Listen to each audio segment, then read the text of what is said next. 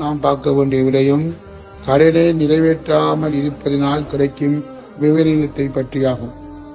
அன்பு சகோதரர்களே, கடன் என்பது கொடுப்பதும் எடுப்பதும் ஒரு சுன்னத்தான ஒரு முறையாகும்.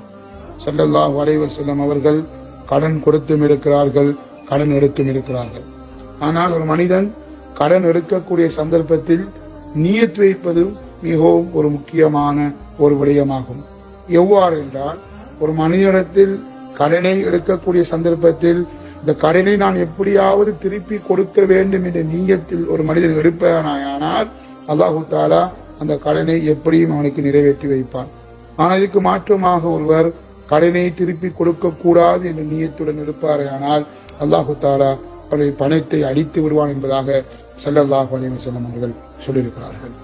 குர்ஆன் நமக்கு சொல்கிறது, யா அய்யுஹல்லதீன ஆமனூ லா தஅகுலு அம்வாலக்கும் பைனக்கும் பில் பாத்தில், உங்களுக்கு மத்தியில நீங்க பாத்திலான முறையில, ஹராமான முறையில மற்ற மக்களை ஏமாற்றி அப்படி நீங்கள் உண்ணாதீர்கள் என்பதாக குர்ஆன் நமக்கு சொல்லிக் கொண்டிருக்கிறது. அன்பு சகோதரர்களே, கடனை ஒரு மனிதன் எடுக்குகிறான், அதை நிறைவேற்றாமல் இருப்பதனால் கிடைக்கும் விபரீதம் ஸல்லல்லாஹு அலைஹி வஸல்லம் சொன்னார்கள். ஒரு மனிதன் அல்லாஹ்வுடைய பாதையில் போய் கொலை செய்யப்படுகிறான், பிறகு உயிர்ப்பிக்கப்படுகிறான், பிறகு கொலை செய்யப்படுகிறான், பிறகு உயிர்ப்பிக்கப்படுகிறான், பிறகு கொலை செய்யப்படுகிறான். இப்படியான மனிதன் அவனிடத்தில் கடன் இருக்குகிறது என்றால் நிச்சயம் அல்லாஹ் அவனை சொர்க்கத்துக்கு அனுப்ப மாட்டான் என்ற விடயத்தை ஸல்லல்லாஹு அலைஹி வஸல்லம் அவர்கள் சொல்லி தந்திருக்கிறார்கள். ஒரு ஷஹீதுடைய அனைத்து பாவத்தையும் அல்லாஹ் அந்த இரத்தம் பூமிக்குள் விழுவதற்கு முன்னால் மன்னித்து விடுகிறான். ஆனால் அந்த ஷஹீதிடம் கடன் இருக்குமே ஆனால் நிச்சயம் அல்லாஹ் அந்த ஷஹீதை மன்னிக்க மாட்டான் என்ற ஒரு விடயத்தையும் ஸல்லல்லாஹு அலைஹி வஸல்லம் அவர்கள் நமக்கு சொல்லி தந்திருக்கிறார்கள். ஸல்லல்லாஹு அலைஹி வஸல்லம் அவர்களுக்கு ஜனாசாக்கள் கொண்டு வரப்பட்டு இந்த ஜனாசாவுக்கு கடன் இருக்குகிறது என்று சொல்லப்பட்டால் ஸல்லல்லாஹு அலைஹி வஸல்லம் அவர்கள் அந்த ஜனாசாவுக்கு தொழுகை நடத்த மாட்டார்கள்.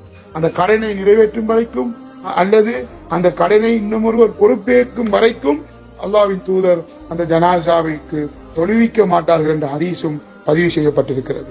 அன்பு சகோதரர்களே, நம்முடைய வாழ்க்கை கடனற்ற வாழ்க்கையாக இருப்பது ஒரு முக்கியமான ஒரு விடயமாகும். கடனை தேவைக்கு எடுப்பது ஒரு புறம் இருந்தாலும் பேராசைக்கு, மற்றவர்களை போல் நானும் வாழ வேண்டும் என்ற பேராசைக்கு நாம் எடுப்போமே ஆனால் அந்த கடன் கடைசியில் வட்டியில் கொண்டு நம்மளை சேர்த்து வட்டி நம்மளை அழித்து விடும் என்ற ஒரு யதார்த்தமும் இருந்து கொண்டிருக்கிறது.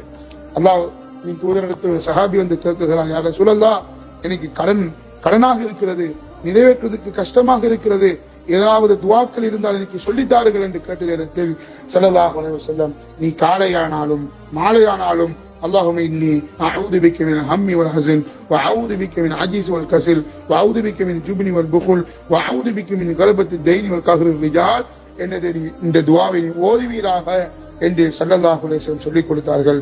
அந்த சஹாபி சொல்லுகிறார்கள், இந்த துஆவை நான் காலையிலேயும் மாலையிலேயும் நான் ஓதினேன், என்னுடைய கவலையும் அல்லாஹ் போக்கி என்னுடைய கடனையும் அல்லாஹ் நிறைவேற்றி விட்டான் என்ற விடயத்தையும் சொன்னார்கள்.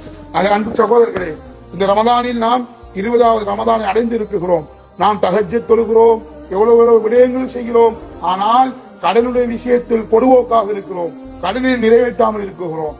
மற்ற ஆதமுடைய ஹுக்கூக்குல் இபாதுடைய விஷயத்தில் அநியாயம் செய்கிறோம் என்றால் நாம் எவ்வளவு பெரிய இபாதத்தை செய்தும் அந்த இபாதத் அல்லாஹ்விடத்தில் ஏற்றுக்கொள்ளப்பட போவது கிடையாது.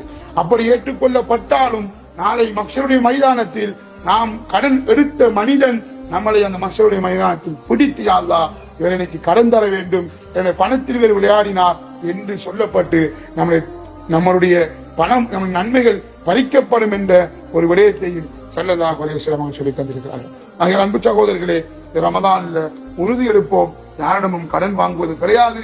அப்படி கடன் வாங்கினாலும் சரியான முறையில் நிறைவேற்றக்கூடிய விடயத்தையும் உள்ளத்தில் எடுத்து அல்லாஹ்விடத்தில் நெருங்கக்கூடிய அடியார்களாக எல்லாம் அல்லாஹ் என்னையும் உங்களை ஆக்குவானாக. வாஹிரு தாவானா அல்ஹம்துலில்லாஹி.